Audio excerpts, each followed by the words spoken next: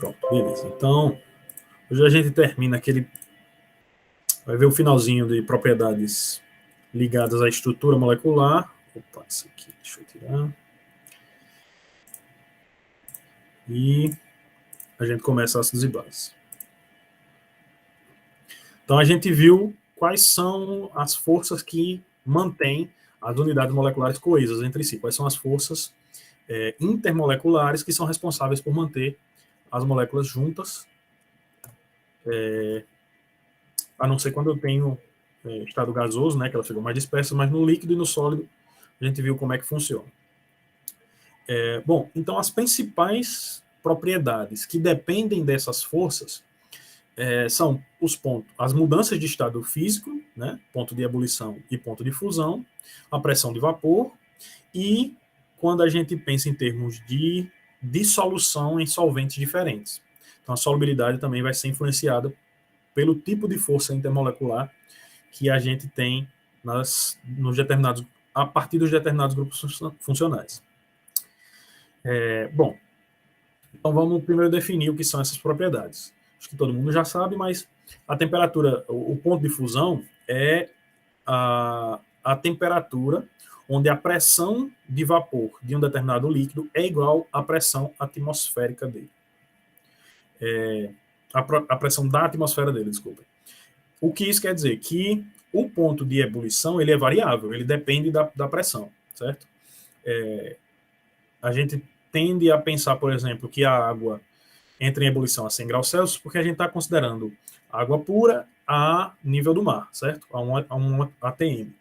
Mas quando a gente pensa, por exemplo, em uma panela de pressão, uma autoclave ou uma panela de pressão, que é mais simples, a panela de pressão ela cozinha os alimentos mais rapidamente do que numa panela aberta, porque pelo fato de a pressão interna ser maior do que a pressão atmosférica, ela ser bem alta, o ponto de ebulição ali dentro ele fica mais alto. Então, se eu cozinho sei lá, batata ou carne, alguma coisa, numa panela aberta, o máximo de temperatura que a água vai chegar ali é os 100 graus, certo? Pressão, ponto de ebulição da água à pressão atmosférica. Dentro da panela de pressão, isso vai depender da pressão interna da panela. Quanto mais pressão aquela panela aguentar, maior o ponto de ebulição. Então, o ponto de ebulição pode ser 110 graus, 115, vai depender da panela que você usa. Então, na panela de pressão, eu consigo colocar uma temperatura mais alta, por isso que os alimentos cozinham mais rapidamente. Certo? Quando a gente tem moléculas apolares, o ponto de ebulição ele vai depender muito da massa molecular e da forma e da superfície moleculares, como a gente viu para forças de dispersão de London. Então, se eu tenho uma molécula apolar, onde o maior contribuinte para a coesão dessas moléculas são forças de dispersão, se eu tenho uma molécula linear, se eu pensar em isômeros, uma molécula linear vai ter um ponto de fusão e um ponto de ebulição mais alto do que uma molécula que seja mais substituída, que seja menor. Então, se a gente pensar, por exemplo, numa série de alcanos, à medida que eu vou aumentando o número de carbonos, eu aumento também o ponto de ebulição. Certo? O ponto de ebulição, por exemplo, até 4 carbonos, o meu alcano, né, o butano, ele é um gás à temperatura ambiente. O pentano já é um líquido, mas é um líquido bastante volátil, certo? A partir do hexano, ele vai ficando cada vez com um ponto de ebulição maior e menos volátil. Quando a gente considera a intensidade da força intermolecular, ela é diretamente ligada ao ponto de ebulição. Então, se eu tenho forças de London, eu vou ter só forças de London, eu vou ter um ponto de ebulição menor.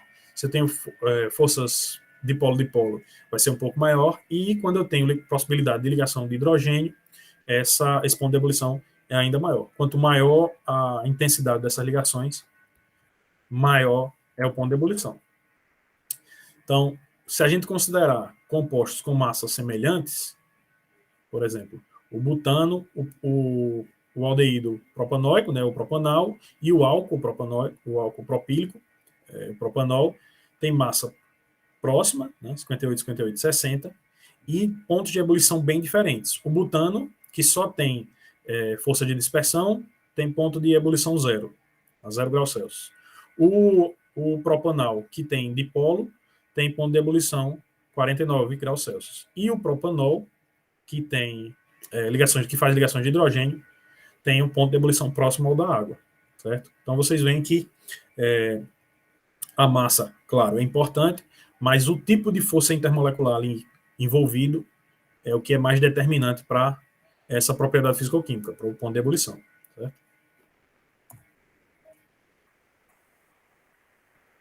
Até aqui, né? Qualquer dúvida é só parar. Certo. Quando a gente pensa em solubilidade, nós temos aquela máxima, né? Semelhante dissolve semelhante. Essa diferença de solubilidade em diferentes solventes vai depender do quanto que um solvente consegue estabilizar determinada molécula, um conjunto de moléculas, de forma a baixar o nível de energia. A gente pensa sempre em estabilidade, certo? Então, por exemplo, quando eu tenho sólidos iônicos ou polares, eu vou solubilizar em solventes polares. Líquidos polares são solúveis entre si, então, por exemplo, etanol e água são solúveis entre si. Líquidos apolares também são solúveis entre si. Então, o pentano e o octano, por exemplo, são solúveis entre si. Quando a diferença de solubilidade é grande, eles são insolúveis ou muito pouco solúveis. E quando eu quero tentar misturar compostos que têm pouca solubilidade, eu posso tentar solventes de polaridade intermediária ou o uso de surfactantes. A gente não vai falar muito de surfactantes agora, mas essa dissolução ela depende da força com que o solvente consegue ligar àquele soluto. Quando eu tenho, por exemplo, um sólido iônico, sal de cozinha. O sal de cozinha tem uma temperatura de fusão, ele é sólido, né, sólido branco, cristalino, e ele tem uma temperatura de fusão muito alta. A energia necessária para vencer a matriz cristalina é muito alta. Só que, quando eu coloco esse sal de cozinha em água, a ligação de hidrogênio, a estabilização que a água oferece, solvatando tanto os cátions com o oxigênio mais negativo, como os ânions com os hidrogênios positivos, fazendo ligação de hidrogênio, faz com que eu vença essa matriz, essa força de rede, e dissolva os cátions. Então, a água consegue solubilizar tão bem os sólidos iônicos e polares por causa dessa característica de ser uma estrutura polar também. Então, quando eu penso nos cátions, eles são solvatados pelo oxigênio, pelos pares de elétrons livres do oxigênio, e os ânions são solvatados por interação com os hidrogênios com carga parcial positiva. Então, a gente solubiliza esses íons e consegue estabilizar ambas as cargas, certo? Essas propriedades de solubilidade e o solvente que se usa para determinada situação, eles vão ser bem importantes quando a gente for estudar reatividade. Então, determinadas reações, elas precisam de solventes específicos para acontecer. Bom, então, quando a gente trabalha com solubilidade, a gente tem que pensar que os solventes, eles podem ser hidrofóbicos, então, eles não têm afinidade com a água, são apolares. Eles podem ser hidrofílicos, são polares e têm afinidade com a água, ou eles podem ser anfifílicos ou anfipáticos, onde ele tem uma porção que é hidrofílica e uma porção que é hidrofóbica. Então, se eu tenho, por exemplo, o etanol é hidrofílico, um hidrocarboneto vai ser hidrofóbico, vai ser apolar, e um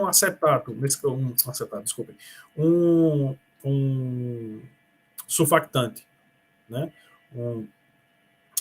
2, 3, 4, 5, 6, 7, 8, 9, 10, 11, 12, 13, 14, 15, 16. O hexadecanoato de sódio, ele vai ter propriedades anfifílicas, certo? A porção próxima à carboxila aqui, do éster, do sal, é hidrofílica, e a cadeia carbônica longa é hidrofóbica. Então, ela serve como uma ligação, como uma ponte. Se eu, por exemplo, por que quando eu vou lavar um prato que tem gordura, tem óleo, eu uso detergente, ou qualquer coisa, né? Você vai usar o detergente. Mas por que o detergente funciona? Porque ele tem essa propriedade de surfactante, então tem uma porção hidrofílica, uma porção hidrofóbica, e ele consegue fazer com que o óleo, que é hidrofóbico, ele se misture à água e eu consigo lavar aquela determinado prato ou vidraria. Se eu tiver com um prato sujo de óleo e eu tentar lavar somente com água, eu não vou fazer nada, eu vou só espalhar o óleo. Beleza?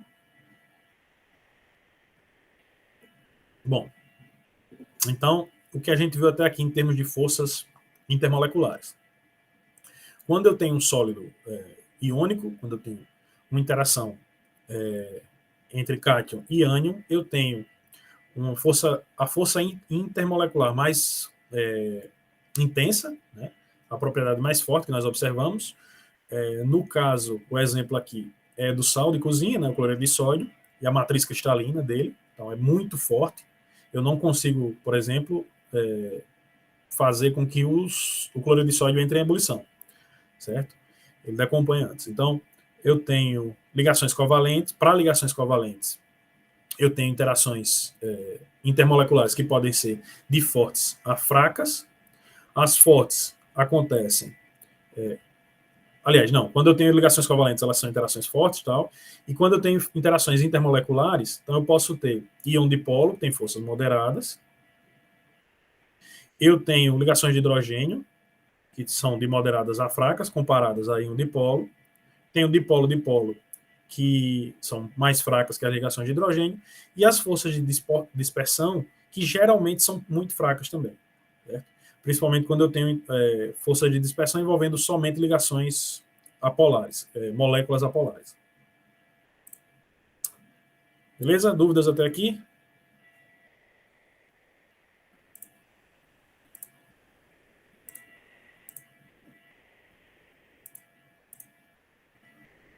Então a gente viu tipos de ligações, como essas ligações elas conferem as propriedades das moléculas e conferem também as propriedades de interação entre moléculas num ambiente, certo?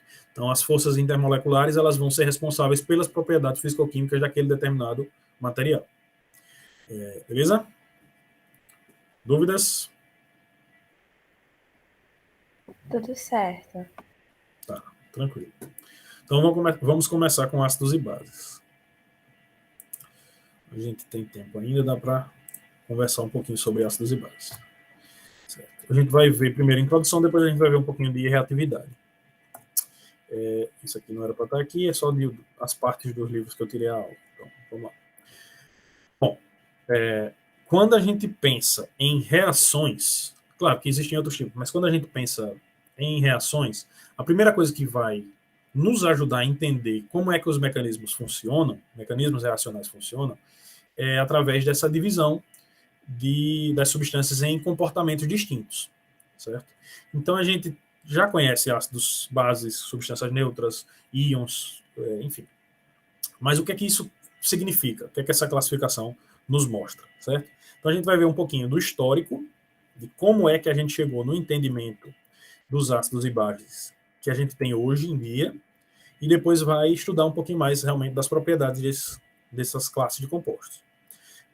Então, inicialmente, quando os químicos começaram a estudar as propriedades tanto de ácidos como de bases, elas associaram bastante essas classes de substâncias a propriedades organolépticas, certo? Então, os ácidos seriam substâncias que têm sabor azedo, como é o caso do vinagre, e áspero, certo? Ao tato, e que reagem com bases, certo? Essa ideia ela vem bastante inicial. Opa, não tô não, hein? Não. Oh, pessoal, desculpa aí. Certo. Ainda bem que vocês falaram, viu? Porque senão eu ia passar uma hora falando aqui. Certo. Então,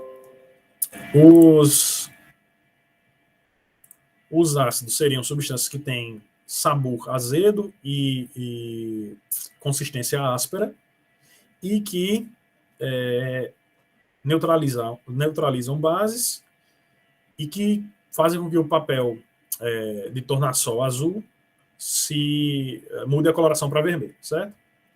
Eles também, isso aqui foi descoberto depois, mas eles também reagem com metais liberando hidrogênio molecular. E as bases seriam compostos com sabor amargo, como é o caso do bicarbonato, e com consistência e ao tato seriam adstringentes, como é o caso de banana verde, ou escorregadia, como é o sabão em pó, enfim, e que neutralizam ácidos. E o papel de tornassol passa para o azul, quando em contato com base, certo? Então eram as ideias mais rudimentares, mais iniciais sobre ácidos e bases. Esse conhecimento ele foi sendo construído inicialmente com as ideias. A Arrhenius deu a primeira ideia, mas a gente vai trabalhar um pouquinho como é que ele chegou nisso, certo? Então, a origem da palavra ácido vem do latim para azedo, e a base, o alcalino, vem de álcali do árabe, que é traduzido grosseiramente como cinza de uma planta.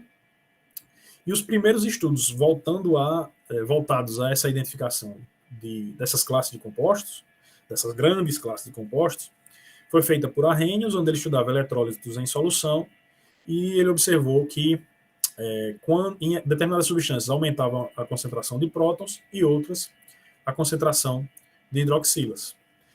Então a ideia inicial de Arrhenius seria essa, que um ácido seria um composto, uma substância que gera cátion hidrogênio, a ideia dele na época, em solução aquosa, e uma base seria a que produz hidroxila em solução aquosa. Certo? A gente vai ver um pouquinho das diferentes teorias e ver o que é que a gente entende hoje em dia como ácidos e bases.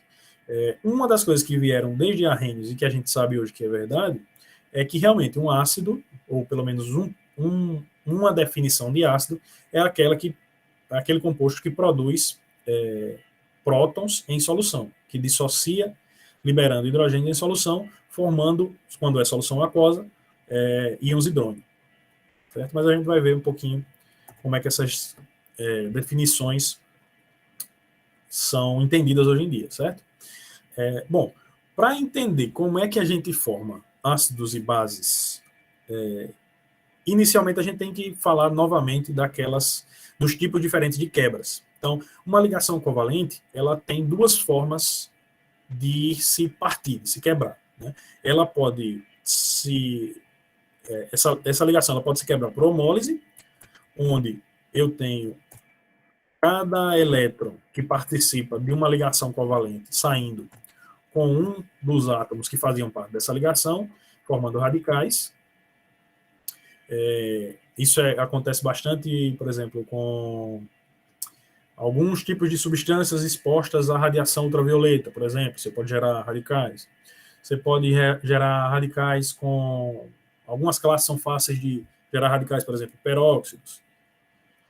E eu tenho a heterólise. Na heterólise, eu vou formar íons. Um dos átomos que compõe a ligação leva consigo o par de elétrons e se torna um ânion, e o outro átomo que fica sem o par de elétrons se torna um cátion. Certo?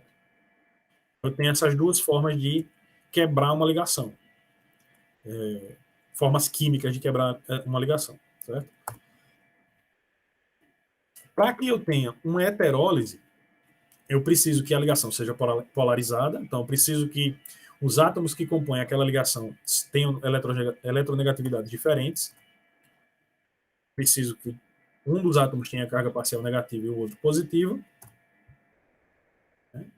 Por exemplo, uma molécula de água que forma um cátion, hidrogênio e uma hidroxila tem o oxigênio como um átomo mais eletronegativo e a nuvem eletrônica é direcionada a ele.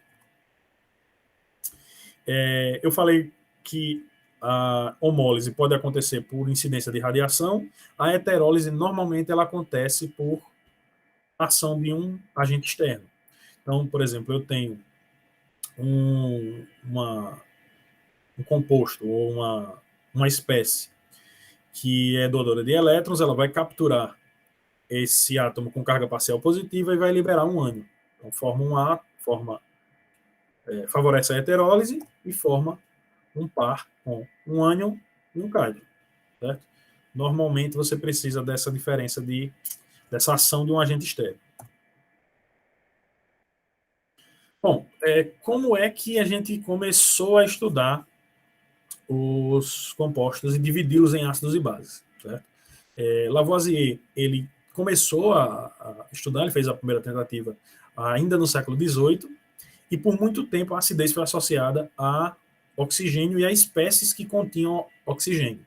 Então, somente espécies que continham oxigênio poderiam gerar ácidos, certo? Essa ideia que a acidez estava associada ao oxigênio durou muito tempo, né? Até que a gente conseguiu base experimental para provar que isso não era verdade, certo? Deixa eu ver se alguém falou alguma coisa. Bom, depois de Lavoisier, Justus Liebig, ele começou a entender que a acidez estaria relacionada a prótons, a hidrogênio, e não ao oxigênio, certo? E aí ele postulou também que essa acidez, esse hidrogênio, ele poderia ser substituído por um metal.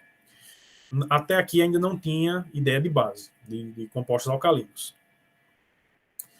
E aí, como eu já falei para vocês, quem realmente deu a primeira definição que a gente pode usar de ácidos e bases foi Arrhenius, e ele postulou que o ácido seria uma substância que fornece hidrogênios, fornece íons H+, né, prótons, em água, e bases seriam substâncias que fornecem hidroxila.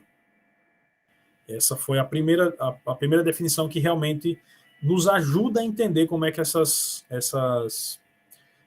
interações entre ácidos e bases funcionam. Então, para Arrhenius, um ácido seria um doador de prótons, uma base seria um doador de hidroxila, só que ele não resolveu o problema por exemplo, da amônia. A amônia reage com ácido, só que ela não tem hidroxila para doar. Só nitrogênio e hidrogênio. Então, como é que a amônia reage com o ácido e ela não entra na definição de base? Esse era um dos problemas da definição de Arrhenius.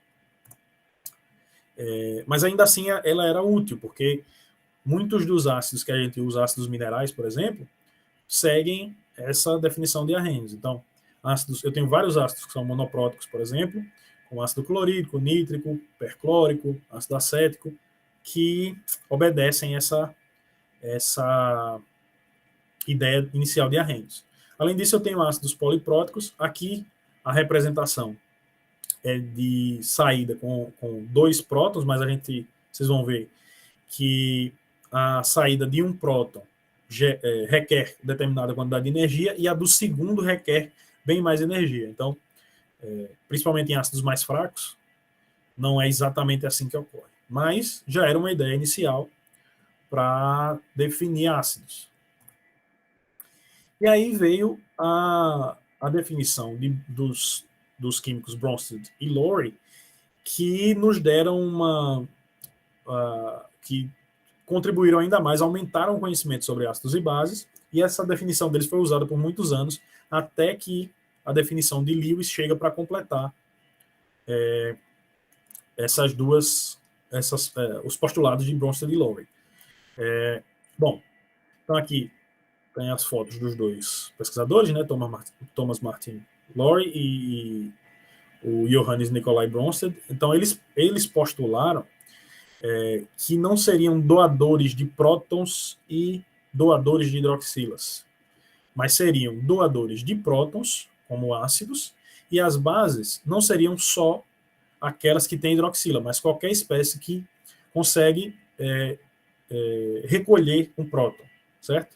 Então, uma espécie carregada negativamente, independente de ter hidroxila ou não, seria uma aceptora de prótons e seria considerada base, certo? Então, espécies diferentes. Por exemplo, quando eu tenho ácido clorídrico dissolvido em água, uma molécula de água funciona como base, a molécula de ácido clorídrico, obviamente, vai funcionar como ácido, né? Então, a água é um aceptor de prótons, por isso base, o ácido clorídrico, um doador de prótons, por isso ácido. E aí, depois que a reação acontece, eu vou ter o ácido conjugado da base água, que é o hidrônio, e vou ter a base conjugada do ácido clorídrico, que é o íon cloreto. Beleza? Então, a ideia de Bronsted-Lowry facilitou bastante a compreensão de espécies divididas em ácidos e bases. Então, o ácido clorídrico, eu tenho diversos ácidos diferentes. Então, qualquer ácido que seja mais forte que a água, ele vai ionizar, pelo menos em parte, e vai formar íon hidrônio. Íon hidrônio e a base conjugada, pode ser o cloreto, pode ser o cianeto. Quando eu tenho, por exemplo, uma molécula de amônia, vocês veem que ela não tem próton para doar. Aliás, ela não vai doar próton nessa situação aqui, e quem vai funcionar como doadora de prótons é então a água, certo? Então, nos dois exemplos de cima, a água funciona como base, e quando eu tenho amônia em água, a água vai funcionar como ácido, certo? Então, a definição de ácidos e bases de Bronsted-Lowry também contribuiu nisso. As espécies não são absolutas. Eu não tenho uma espécie que necessariamente vai ser sempre um ácido. Vai depender da reação. A ideia de acidez e basicidade depende dos componentes de uma determinada mistura, certo? Então, a água ela pode funcionar como base ou como ácido. E aí a ideia de acidez e basicidade de Bronsted-Lowry depende dessa transferência de prótons. A gente vai ver que tem alguns problemas também nela, mas já melhorou bastante a ideia de acidez e basicidade que a gente tinha. Então, por exemplo, como eu estou entendendo como transferência de prótons, a minha base vai ser aquela que captura o próton, o ácido vai ser aquela que doa o próton. Então, quando eu dissolvo o ácido clorídrico em água, a água captura um próton, é a base, e o ácido clorídrico doa um próton, ele é o ácido. Para toda reação ácido-base, eu vou ter nos produtos um ácido conjugado da base inicial e uma base conjugada do ácido inicial, certo? Isso é importante também quando a gente pensa em acidez e basicidade, porque quanto mais estáveis são esses produtos formados, mais fácil é essa reação, mais prontamente essa reação acontece. Então, a base vai roubar um próton, o ácido vai doar esse próton, eu tenho um ácido conjugado da base inicial e eu tenho a base conjugada do ácido inicial. Certo? De forma geral, quando a gente trabalha com ácidos de Bronsted-Lowry, a gente trabalha bastante com solução em água, certo? E em água, o ácido mais forte vai ser o hidrônio e a base mais forte vai ser a hidroxila. Isso acontece porque, como eu tenho uma solução e o solvente é a água, eu vou ter muito mais água do que as espécies que estão ali reagindo.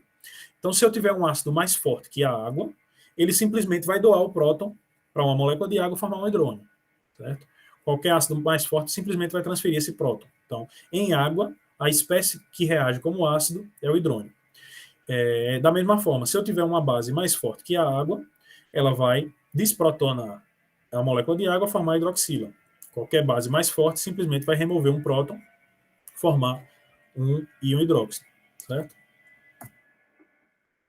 Então, se a gente pensar, por exemplo, uma reação, a gente representa a reação do hidróxido de sódio como uma reação binária aqui, formando água e NaCl, certo? Uma reação iônica completa, ela não é somente HCl e NaOH. Eu envolvo a água no meio. Então, quando eu coloco o ácido clorídrico em água, ele dissocia, o ácido doa um próton para a água, formando o hidrônio, e a base perde um próton, o hidróxido, né? A base perde um próton, e eu vou ter o íon hidróxido.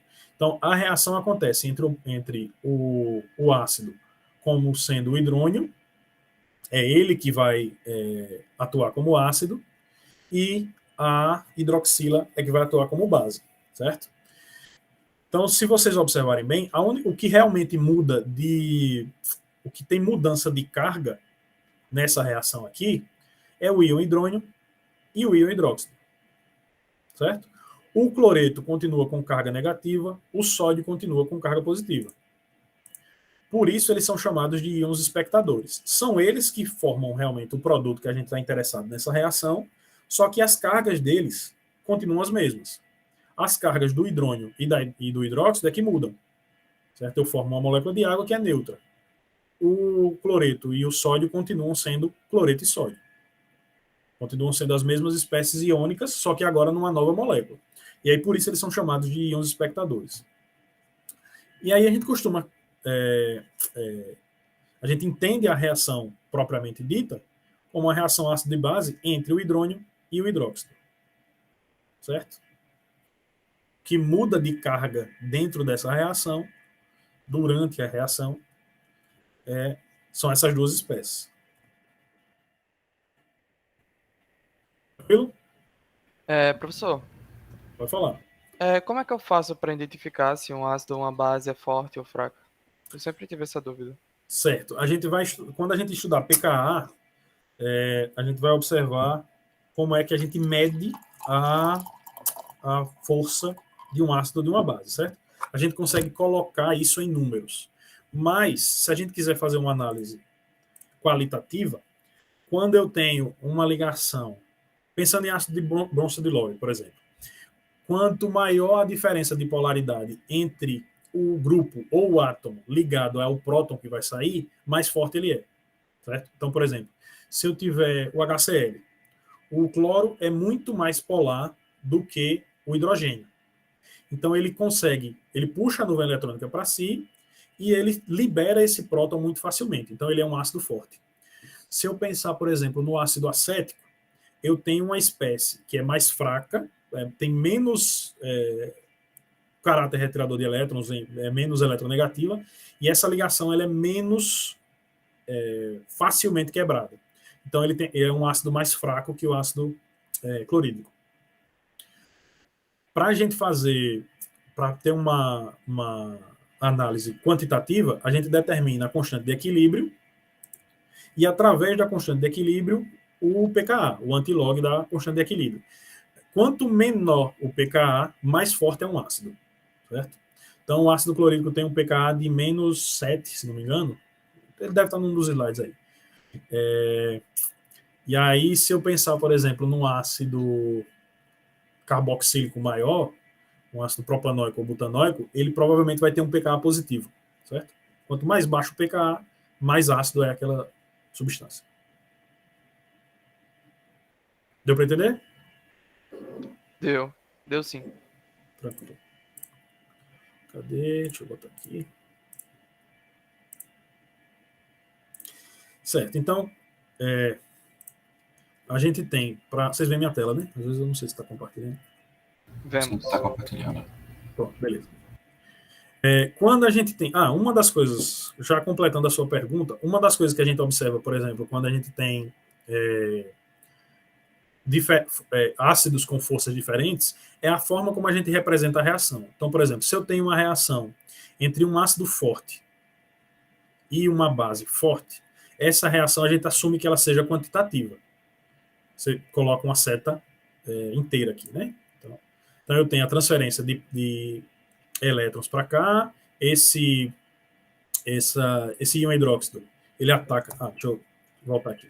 Lembrando, né? Quando eu tenho essa seta curva, completa, com a ponta da seta completa, eu estou dizendo que eu estou migrando um par de elétrons, né? A movimentação de um par de elétrons. Se vocês lembrarem da aula lá anterior, quando essa seta ela é pela metade, eu estou dizendo que é a migração de um radical. Então, aqui eu tenho a migração de um par de elétrons dessa ligação migra para o oxigênio, neutraliza essa carga, o par de elétrons da carga negativa aqui do hidróxido ataca o hidrogênio e neutraliza também desse lado. Então eu tenho o íon hidrônio reagindo com o íon hidróxido, formando duas moléculas de água neutras, certo? E essa reação, eu digo que ela é completa, ela se completa, certo? Eu tenho um ácido forte, uma base forte, e a reação é completa.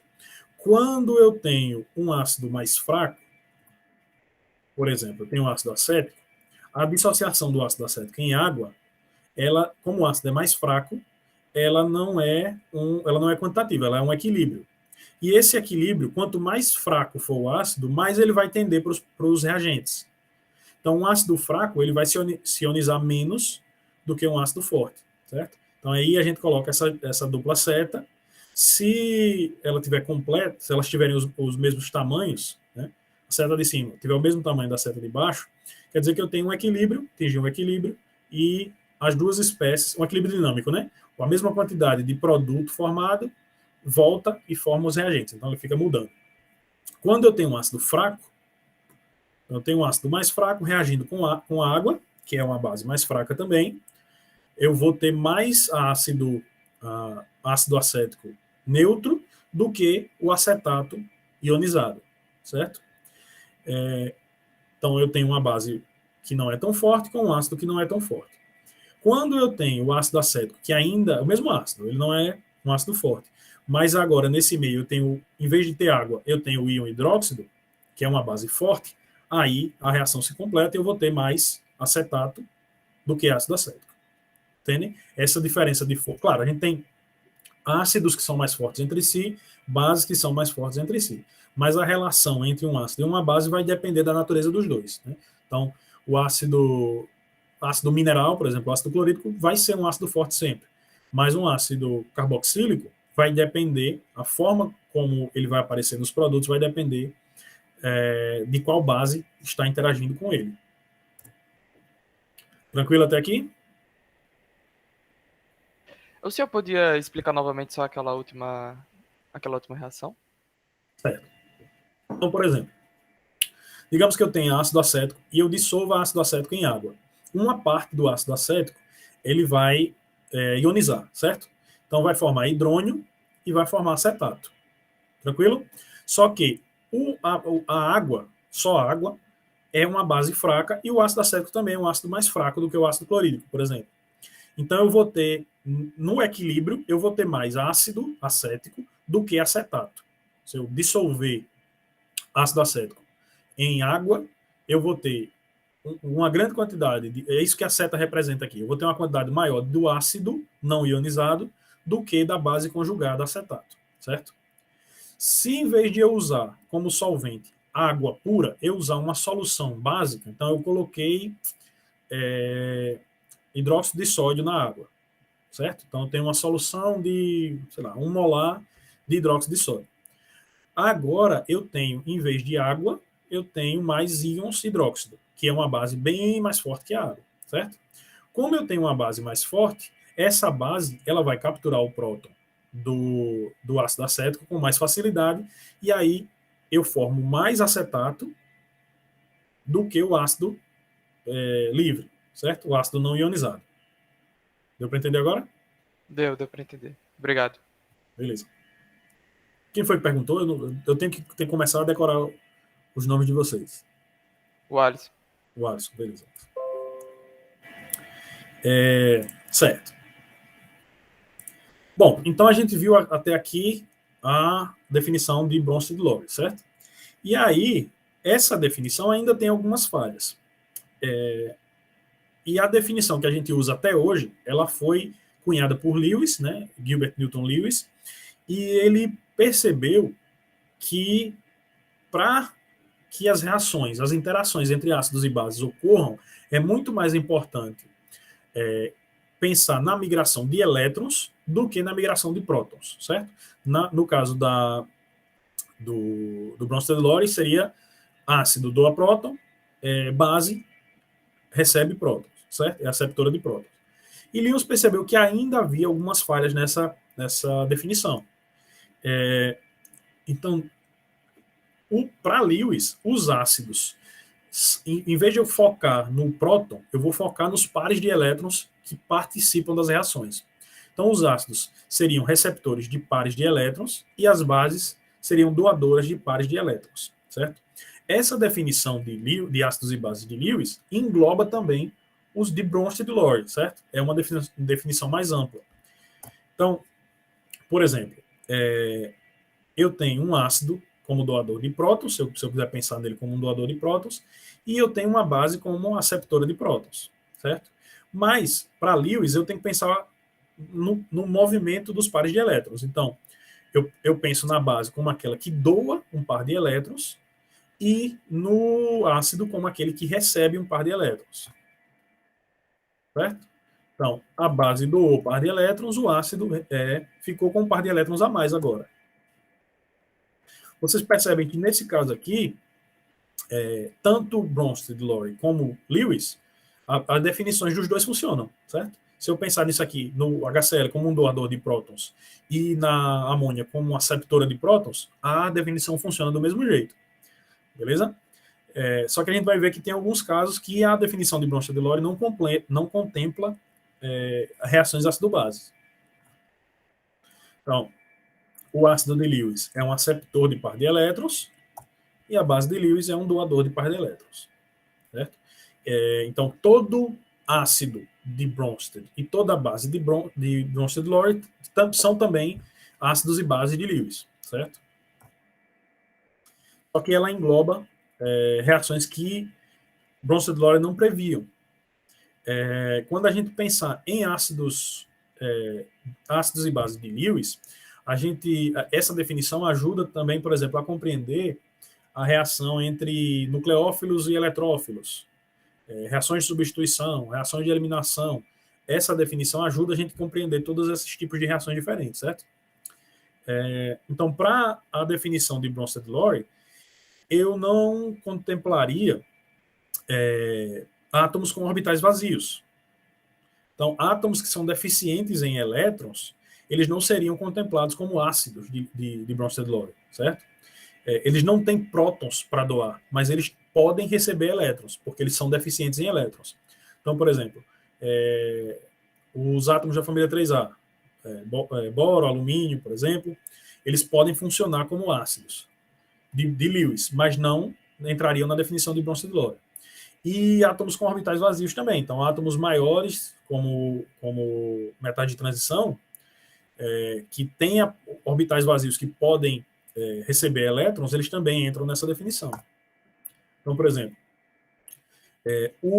nesse caso da reação do BF3 com a amônia, eu tenho a amônia como base, certo? Ela doa um par de elétrons, e o BF3, vocês veem pelo mapa de potencial eletrostático, vocês veem que o flúor, ele tem a nuvem eletrônica dele, dos átomos de flúor, está mais distribuída, né? Então eu tenho mais concentração de carga nos átomos de flúor, e essa região bem azul aqui do boro no centro, quer dizer que ele está muito deficiente em elétrons, certo? Tem carga parcial positiva. A amônia, eu tenho o par de elétrons não ligantes da amônia aqui, que serve como uma região densa em elétrons, por isso está mais vermelha, e essa reação acontece com o ataque do par de elétrons à região deficiente em elétrons do boro, certo? E aí forma agora esse par iônico, onde eu tenho uma base e um ácido. Essas definições elas só são explicadas pela teoria de Lewis, certo? Da mesma forma, quando eu tenho alumínio. Então, eu tenho o AlCl3, o alumínio tem carga parcial positiva, os átomos de cloro, carga parcial negativa. A amônia serve novamente como um doador de elétrons. Então, ele ataca o centro positivo e forma a espécie carregada. Certo? Essa reação ela só é explicada pela teoria de Lewis. Todas as outras anteriores a ela não explicaria essa interação ácido-base. Então, o AlCl3 funciona como ácido de Lewis, o NH3 como base de Lewis. Percebem? Então, Pela teoria de Lewis, todos os ácidos de Bronsted e Lowry são contemplados. Todos eles funcionam tanto como ácidos como base de Lewis também. Mas essas interações, onde eu não tenho um próton para ser doado, eu tenho sim um centro carregado positivamente, com carga parcial positiva, deficiente em elétrons, agora eles estão também contemplados como reações ácido-base. Então, a atração de espécies com cargas opostas é fundamental para a reatividade. A gente vai ver muito esse tipo de interação quando a gente observar reações, principalmente reações de substituição, por exemplo. Eu vou ter uma espécie que é atraída por um centro positivo e uma espécie que é deficiente em elétrons precisa de um doador de elétrons, certo? A gente vai ver isso mais à frente. Então, para ácidos de Lewis, por exemplo, ácidos e bases de Lewis, eu tenho uma gama de possibilidades que não eram contempladas com a teoria de Bronsted-Lowry. Então, por exemplo, se eu tiver uma mina terciária, reagindo com o BF3, eu tenho uma base de Lewis, um ácido de Lewis. Se eu tiver um éter, o éter também pode funcionar como base de Lewis, frente ao BF3. O BF3 e a LCl3 são os ácidos de Lewis mais comuns. Além de algumas espécies de zinco e ferro, mas eu acho que, pelo menos no laboratório lá, a gente usa bem mais alumínio e boro. Então, a gente pode usar como ácido de Lewis um aceptor, né, que tem um centro deficiente em elétrons, e como base, uma espécie que tem elétrons para doar. Pode ser uma amina, pode ser um éter, pode ser um tioéter, né, pode ser um enxofre aqui com elétrons para doar, pode ser a peridina, certo? Então, eu aumento muito a gama de possibilidades. Dúvidas até aqui? Deixa eu ver onde é que eu estou. Professor, os receptores em geral sempre vão ser, por exemplo, nos casos que tinha demonstrado, sempre serão da família 3A por conta da necessidade dos elétrons para fechar os 8 elétrons na camada de valência? Não necessariamente da família 3A. Metais de transição também podem ser aceptores de prótons. Aceptores de elétrons, porque eles têm orbital D. Quando você só tem orbital SP, precisa ser da 3A. Então, alumínio e boro, né? Quando eu desço mais na tabela periódica, o raio atômico fica maior e eu coloco mais orbitais, fica mais fácil. Por exemplo, o ferro, que foi o exemplo que eu usei, ele tem orbitais D não preenchidos que podem receber elétrons. Não precisa ser necessariamente da 3A, certo? Ferro e zinco são os mais comuns. Então, eu preciso ter ou um centro deficiente em elétrons, como é o caso da 3A, ou orbitais que possam acomodar esses elétrons. Beleza? Certo, obrigado. Tranquilo. Deixa eu colocar aqui. Certo, a gente ainda tem um tempinho, dá para adiantar um pouquinho mais, né? De ácido de base.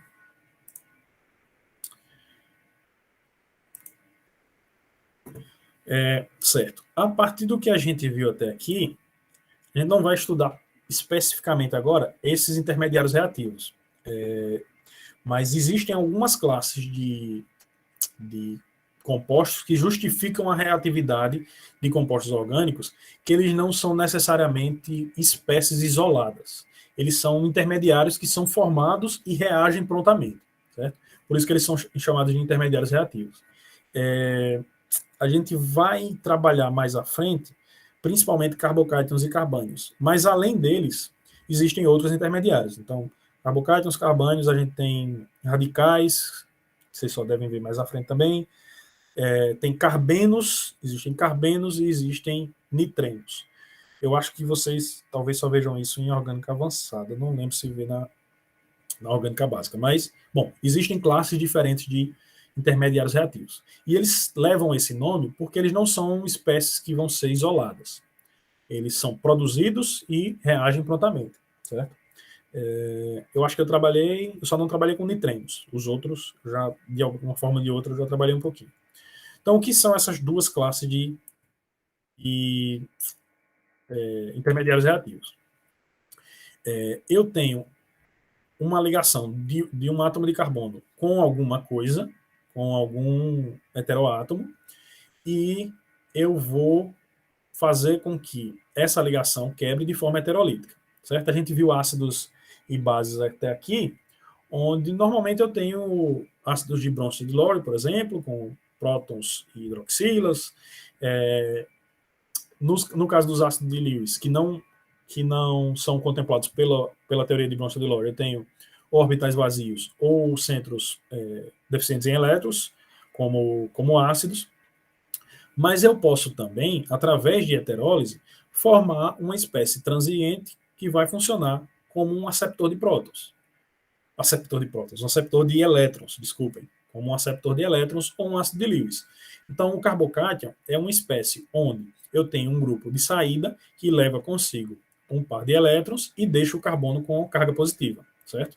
Esse carbono com carga positiva, que é chamado de carbocátion, ele é extremamente reativo e ele prontamente reage com o que tiver ao redor, certo? Quando eu tenho o contrário, quando o carbono é que sai com o par de elétrons, tem uma espécie carregada positivamente, e o carbono é que fica com o par de elétrons, eu tenho um carbocátion, o carbânio, certo? Esse carbânio também é uma espécie extremamente reativa e vai reagir com eletrófilos que tiverem ao redor, certo? Com raríssimas exceções, você não consegue isolar essas espécies, certo? Então, elas são intermediárias, elas vão participar, vão ser formadas e vão reagir prontamente. Quando eu tenho um carbocátion, a formação do carbocátion, esse carbono aqui se torna um ácido de Lewis. Ele precisa de um par de elétrons, ele se torna um aceptor de elétrons, e ele reage como um ácido de Lewis. Se eu tiver uma base ao redor, uma doadora de elétrons, ela vai reagir prontamente, certo? Então, por exemplo, se eu tiver a formação de um carbocátion com uma reação de SN1, por exemplo, que a gente vai ver lá na frente, e eu tiver uma molécula de água próxima, a água vai atuar como base de Lewis, reagir com o carbocátion, formar uma espécie carregada positivamente, um desses hidrogênios depois é capturado e eu formo um álcool, certo? A gente vai ver isso mais à frente. É só uma introduçãozinha. Assim, né? Então, espécies reativas de carbono também podem funcionar como ácidos de Lewis ou, no caso do carbânio, como base de Lewis.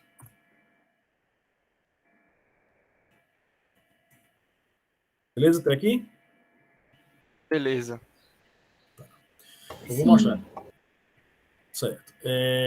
A gente vai estudar um pouquinho mais sobre carbocátions quando a gente vir reações de substituição e de eliminação. Mas é mais para o fim da disciplina. Certo? Aqui é mais só uma introdução. Certo. Então, com essa definição de Lewis, a gente tem a gente vai introduzir 2 novos conceitos. Certo? Então, a gente vai interpretar agora essas reações como uma interação entre espécies que têm elétrons para doar e espécies que precisam de elétrons, certo?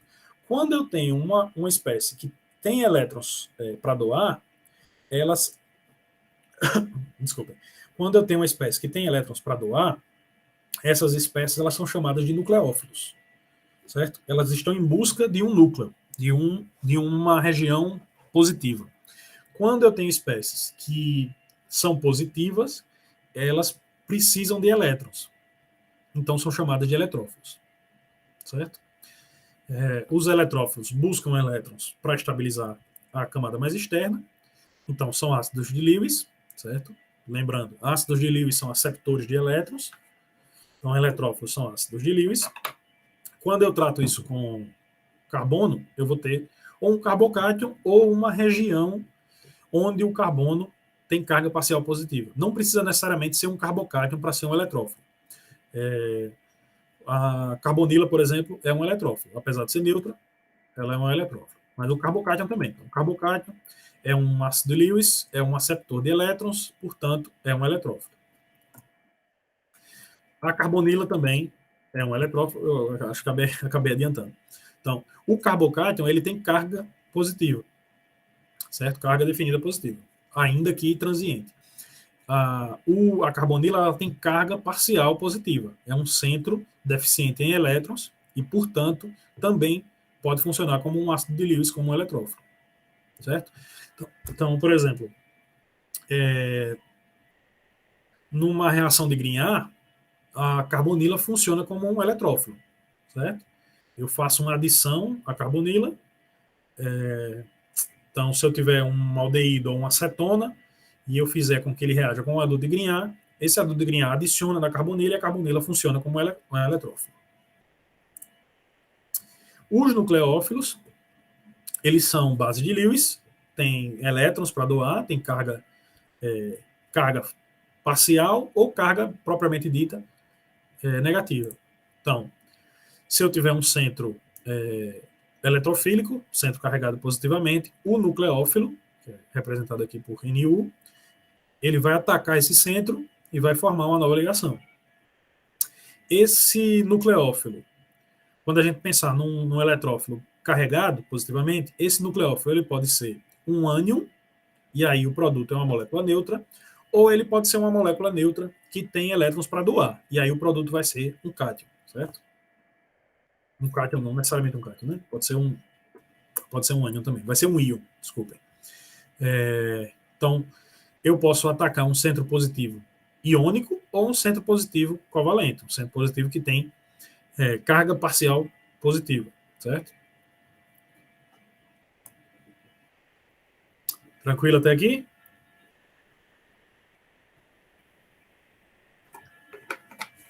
Sim. Então, Bom, então a gente viu até aqui as principais definições, né? A construção do conhecimento que a gente tem até aqui de ácidos e... Então, para Arrhenius, o ácido é um doador de prótons e a base um doador de hidroxila, de íon hidróxido, só que ele não justifica moléculas que não têm hidróxido reagir com ácido, como é o caso da amônia, certo? No caso dos ácidos de Bronsted-Lowry, o ácido continua sendo um doador de prótons, a base passa agora a ser um aceptor de prótons, um aceptor de hidrogênio, só que ele não justifica, por exemplo, os elementos da família 3A, boro e alumínio, ou os íons com orbitais maiores desocupados, reagirem com a base, reagirem com a amônia, certo? Ainda assim, os ácidos de Bronsted-Lowry, ácidos e bases de Bronsted-Lowry ainda são, a definição ainda é usada, né? Mas a definição que contempla a maior parte da química orgânica e que a gente segue realmente é a interação entre ácidos e bases como sendo um processo que ocorre através da migração de pares de elétrons. E aí o ácido vai ser um aceptor de pares de elétrons e a base vai ser uma doadora de pares de elétrons. E essa definição é que a gente usa até hoje, certo? A definição de Bronsted-Lowry e de Lewis, ainda, as duas ainda são corriqueiramente usadas, assim, de forma mais informal, coloquial. A gente continua se referindo, por exemplo, a ácidos minerais como ácidos de Bronsted, certo? Mas é mais um costume, certo? A definição que engloba tudo é a de Lewis.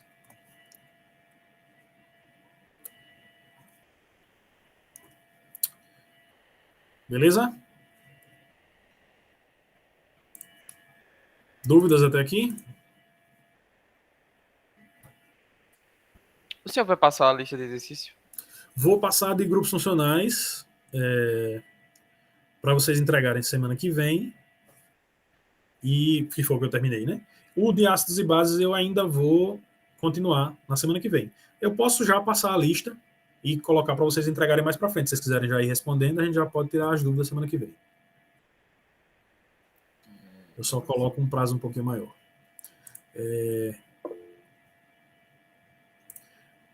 Tá certo, Lucas. Assina aí a presença. Não tem problema, não. Ó, professor. Pode falar, Kevin. O senhor vai disponibilizar esse slide aí? Lá no Avo, sei lá onde? Ele pode falar gravada. Eu Ah, vou colocar as aulas. então beleza. Pronto. Eu estou gravando aqui a aula, eu vou colocar lá no Ava. E aí vocês podem conferir lá de novo depois. Certo. Deixa eu parar aqui a gravação. A gente ainda tem